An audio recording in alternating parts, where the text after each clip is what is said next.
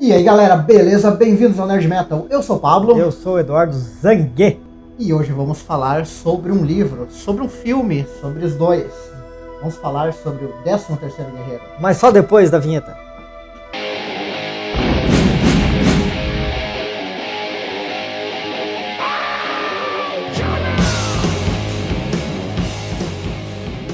Esse livro escrito pelo Michael Crichton chamava o Devoradores de Mortos, né? Sim. E o Michael Crichton, que é um cara que tem um cheiro pra Hollywood, né? Sei lá. Sim. Ele escreveu esse filme. Esse livro virou o filme 13º Guerreiro. Ele escreveu o Jurassic Park, né? Que é o Lost World, né? É, o Mundo Perdido lá. E escreveu também o Segredo de Andrômeda. Também. Teve o Congo. O Congo também virou filme, né? Cara, tem muita coisa. Ele tem muito livro e quase todos viraram filme. E muitos deles emplacaram, né? E hoje a gente vai falar do livro dele, esse Devoradores de Mortos, que virou o 13º Guerreiro. Sim, mudou o nome, até por escolha dele. E faz sentido, né, cara? Virou, vamos dizer assim, apesar de fazer sentido, e acabou só virando 13º Guerreiro no final, vamos dizer assim, quase no lançamento, assim, por escolha dele, sabe? Bem legal, ele acertou. Então, cara, esse filme tem um... Por que a gente tá falando desse filme, né, a princípio, né? Ele, por exemplo, tem uma coisa que me marcou bastante, porque é do tempo anterior à internet. Então, a gente ia ver filmes sem saber o que era, né? Sim. Isso era muito legal. E eu cheguei lá, eu e meu irmão, me lembro, cara, como se fosse hoje, a gente, mas que porra é essa de 13º Guerreiro e tal? A gente sabia, tinha alguma coisa a ver com Viking, lógico. Sim. Cara, a gente saiu mega empolgado, sabe? Muito bom mesmo, assim, e marcou até hoje, pelo menos uma vez por ano eu assisto ele. Sempre. O filme, ele, brincando, ele já tá quase com 17 anos. Nossa. Ele tá fazendo 17 anos porque ele é de 99. Sim, eu tinha 2 anos. Sim, eu nem era nascido, né? No, God! E ele é baseado no livro que já é antigo, até a gente se assustou quando foi ver que é de 76. Nossa senhora. Então, né, já é um livro que tem uma... Então, logo antes da gente dar continuidade, só avisando, tem spoiler. Se tu não leu desde 76 o livro, e também não viu o filme desde 99, tu falhou. Agora. Então, ou para agora, dá um pause, vai olhar o filme. Netflix. E aí volta, tá ok? Cara, então ele é baseado num relato, né, de 922, né? Sim. Ele é uma mistura entre romance, né, do Michael Crichton, com uma fragmentação de história. Um relato, né? De um relato, né, de um árabe. O Ibn O Fladan, uma coisa assim. O interessante é que o cara no livro, né, quando o Crichton, entre aspas, coloca o relato dele, né, é bem cru, né, bem agressivo, né, assim, que ele morava num reino, digamos assim, e ele era o bardo, digamos, né. Ele era o poeta, né. O poeta, e ele pegou a mulher do cara que não devia, do riquinho. Sim. Ele foi lá e no ouvido do califa, sei lá, e o califa, como gostava dele e tal, e não ia dar uma pena, acho, né? Não ia dar uma pena muito grande, mandou ele, vai fazer diplomacia pelo mundo aí. Sim, ele mandou o cara, fazer uma vistoria numas terras que eles tinham muito distantes, né? Que eram terras que ficavam por esse lado das terras vikings. Então ele saiu com uma jornada, né? Com ele mais o companheiro ali que estava anotando, vamos dizer, a jornada dele. E aí então ele entrou nessa imersão desse mundo novo, né? E o relato que ele passa, né, no livro, e também tem no filme, que é muito legal, é tipo uma visualização diferente do que é o bárbaro, ou do que é o viking. Que não é só um cara... não tem um cérebro, que não tem... Ele retrata como os caras, assim, mais inteligentes. E, cara, a diferença do livro e do filme, assim, já pra pessoal entender, é que o livro ele é um relato duro, né, cara? Sim. De mortes das pessoas na viagem. Foi uma viagem muito complicada. Ia atravessar um rio, morria 15 afogado. Ia passar num lugar, morria não sei o quê. Então era muito complicado, muito duro. E o árabe, no caso, esse Ibn aí, que eles chamam ele de Ibn, No livro ele não é um mocinho, né? Ele é um cara meio trouxão, assim, né? Ele toma umas atitudes meio arrogantes, ele é super arrogante, ele se acha superior, né? Eu não sei se é o fator de se achar ou aquela questão de estar num lugar diferente, o medo acabar, né? Deixa ele meio bloqueado, né? Pode ser. E já no filme ele é um cara um pouco mais inocente, assim, né? Sim, a princípio, ele é todo nariz empinado, assim, né, no filme. No filme é estrelado pelo Antônio Bandeiras, né, que a gente não pode deixar de falar. Mas é aquela coisa. E o amigo dele, que é o relato, é o Omar Sharif. Sim, os dois grandes nomes verdade. Não, dois grandes nomes e acharam bem. E os outros atores do filme, né, a gente até estava comentando, tentaram utilizar todos os atores, assim, do cenário europeu, assim, que são atores conhecidos na parte leste europeu. Atores mais de TV, né? Sim, lá, sim. E a maioria não fez muita coisa depois, né? Não. Eu vi um ou outro só. Tem um que faz Game of Thrones agora, que é o cara lá do peixe negro lá, sei lá. Outro eu vi um filme do Dan Brown, lá uma pontinha. Sim. Tem aquele um ruivo que fez Gladiador, que fez já uns outros filmes. Então, assim, eles meio que sumiram, né? O único que se manteve mesmo foi o Antônio Bandeiras, né? Como ator já que tá mais firmado em Hollywood. E falando assim rapidamente também, dando continuidade, porque a gente tá misturando um pouco tanto o filme quanto o livro, né? A gente não quer fazer uma parte e outra. Então a gente tá... Mas falando do filme, apesar de ter usado, assim, ter feito bastante propaganda, ter usado atores tecnicamente conhecidos como Antônio Bandeiras, foi um filme que não emplacou em sucesso. Ele teve prejuízo. O filme foi gasto cerca de 160 milhões e não rendeu 60. Cara, é um absurdo pra época, cara, 160. Sabe? Então os caras têm um prejuízo de quase 100 milhões aí pro filme. Por isso não teve bastante, o 2. Cara, mas o filme, assim, ele é bem simples, assim, né? O jeito que acontece as coisas, mas tem cenas, assim, emblemáticas, sabe? Pra mim, que marcou. E, por exemplo, uma delas é quando o Iban, ele encontra essa taverna, digamos assim, né? Com os vikings. E chega um menino lá, pedindo ajuda, né? Pro reino dele, que tem uma coisa inominável lá, um ser inominável que não... E eles precisam de ajuda, né, deles. E, então eles chamam a Norna, né? Que é aquela oráculo velha maluca lá dos vikings, cara. E ela joga os ossos no chão e diz que só podem ir 13 guerreiros, né? E um tem que ser estrangeiro. Não pode ser do norte. E a cena que marcou, cara, com a música do Jerry Goldsmith, né? É ela escolhendo os ossos, né? Ela fala que é o primeiro, e daí o rei já se levanta, eu sou o primeiro, né? O sucessor do trono, né? Que o rei tinha morrido lá, ele tava lá. E daí os amigos dele começam, né? Eu sou o segundo e tal, e começa a música a crescer. E é muito legal que o Omar Sharif, que é o companheiro dele, que é o tradutor, né? E ele começa, o número 1, o número 2, e vai indo, né? Sim. E quando chega no 13, ninguém se apresenta, né? E daí ela diz que tem que ser estrangeiro, e daí todo mundo olha pra ele, né? Essa cena é muito marcante, muito assim. Bom, e dá um nome pro filme que faz muito mais sentido, né? Sim, o Devorador de Mortos. Porque no filme... Os Devoradores de Mortos é muito rápido que eles mostram aquilo, né? Então não marca tanto quanto... Não marca que nem o livro, né? Que tu já antes da metade do livro, tu já tem esses relatos e ficam toda hora, né? Te apresentando isso. Outra coisa que eu achei fantástica é... digamos, a ferramenta visual que eles usam pra mostrar o Iban, né, que é o árabe, entre os vikings, aprendendo a língua deles. Porque assim, todo mundo fala inglês, né, os principais falam inglês e os vikings falam... E eles falam na língua deles e eles falam inglês, que é pra gente entender como se estivesse falando, né. E quando ele viaja, eles mostram, né, ele na chuva, ele de noite, todos eles conversando em roda da fogueira e ele prestando atenção neles, né.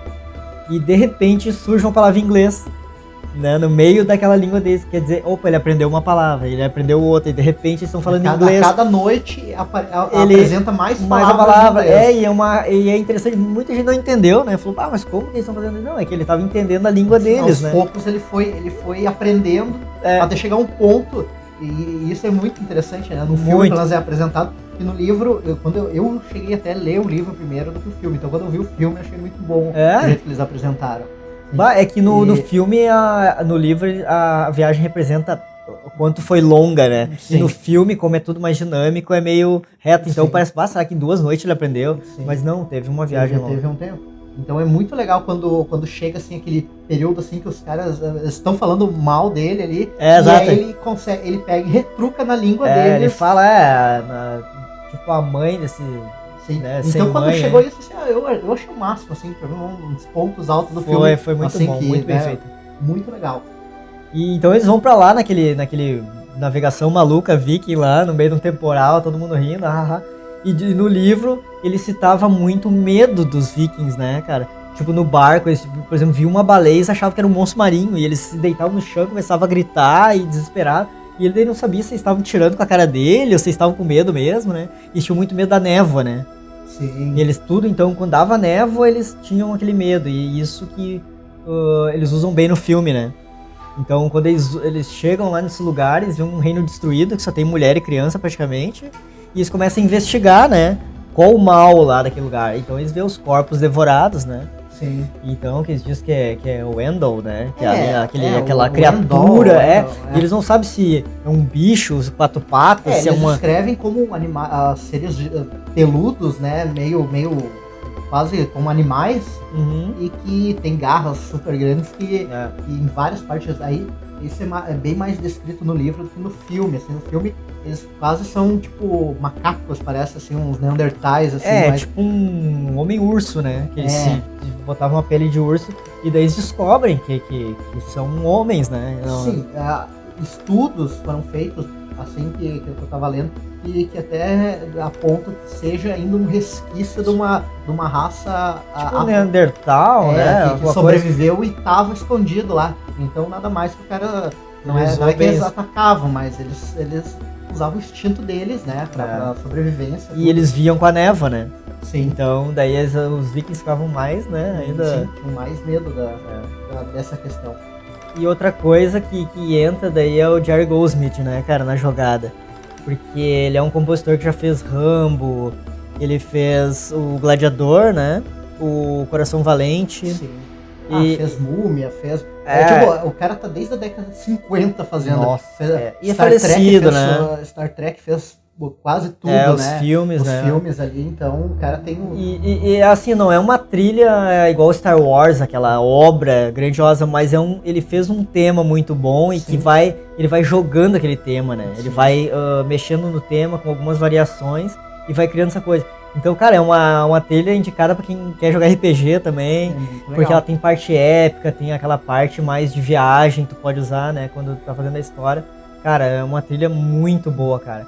E ela ajuda a criar essa imersão, né? Sim. E cada vez que eles atacam, eles têm que fazer porque o rei não tem nada aí, né? Então eles têm que fazer aquela... mínimo de segurança, né? Aquela barricadas e troncos, estaca, tudo para tentar se defender, porque como os animais, né, ou as criaturas atacavam à noite na névoa, não tinha iluminação. Era o mínimo que eles podiam fazer é tentar se proteger. Então eles eram mais a caça do que os próprios caçadores da e tem o relato do velhinho, aquele sem o olho, né? Que fala que viu eles, que eles andam de pé, 2 patas e 4 patas, uma garra destruiu, não sei o quê. E daí eles ficam, né, tudo... E eles atacam e eles vêm como uma serpente de fogo, né? Através da neve, que eles vêm com a cavalaria, cada um com uma tocha e forma aquela serpente de fogo. Então eles ficavam mais amedrontados ainda, né? Eles achavam que vinha um dragão. Mas que nem a questão que tu falou do velhinho, né? Que no próprio livro é descrito, pelo menos, bem melhor do que no filme. Sim. Num dos primeiros ataques ali, que uma das criaturas pega e arranca quase o peito de um dos caras, né? Num ataque. Então prova que as criaturas eram extremamente fortes, muito mais do que um ser humano normal. E isso aí que botava medo, porque os vikings, por mais que quisessem, eles eram ditos como os melhores, os maiores guerreiros do seu local, né? E eles não tinham medo da morte, né? Isso era uma honra, né? Morrer em batalha. Então, eles, mesmo com medo, eles faziam enfrentavam, né? A missão dele.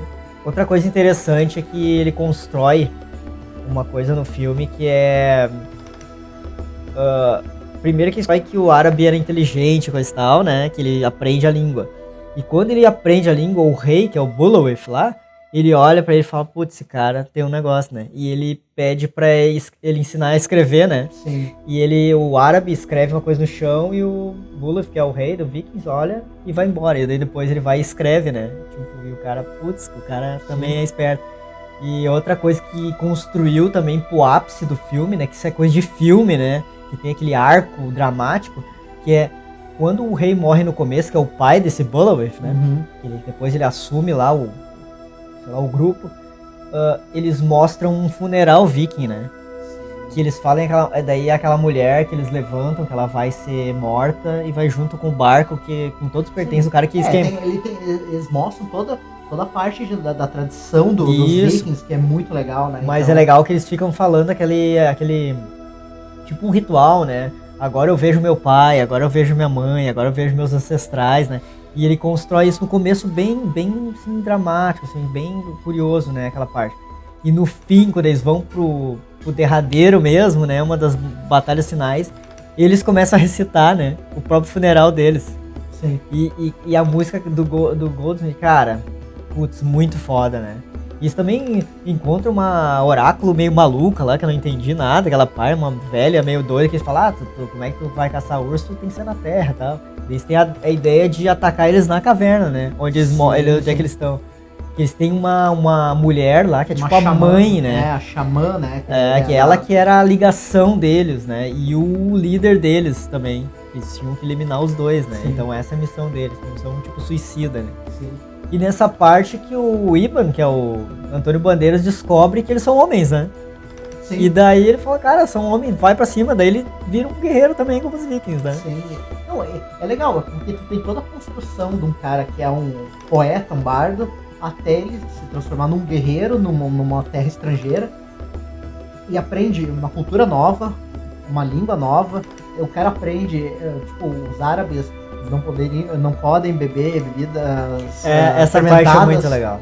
Então ele aprende a tomar o hidromel, que não é uma bebida fermentada. É que na verdade a cena é bem legal, porque depois da batalha estão tudo lá fudidos e um dos, que é o amigão dele, né, dos vikings, tá com um chifre tomando um negócio. E oferece pra ele, e fala, não, eu não posso tomar nada fermentado e que veio da uva, né? Sim. E ele começa a rir, ele fala, o que? Tu tá rindo da minha religião? Ele fala, não, isso aqui é feito de mel, não tem nada a ver com que... Sim. Né? É muito bom essa cena. Muito bom. Então ele aprende de tudo, né? Ele aprende como é que é a vida dos vikings, aquela maluquice lá, os caras estão toda hora com um monte de mulher, e que é totalmente fora da cultura dele, né? E no livro ele diz, né? Ele fala das mulheres vikings, tudo, né? Até sim. Bem revelador. Cara, e assim, cara, eu achei um das pouquíssimas vezes que eu acho o filme melhor que o livro, cara. Não, é que ele foi bem trabalhado. Ele foi trabalhado assim, ó, tipo... É o tipo de filme que quase todos tentam fazer e não alcançam. Que é um filme que é feito pra quem não lê o livro. Então a pessoa vai olhar, não precisa ter lido o livro e vai entender tudo. E vai ter uma história boa, sabe? E pra quem lê o livro, como é um livro curto, não tem, sabe? Não é um pocket, livro... livrinho de pocket. Encontra fácil ali.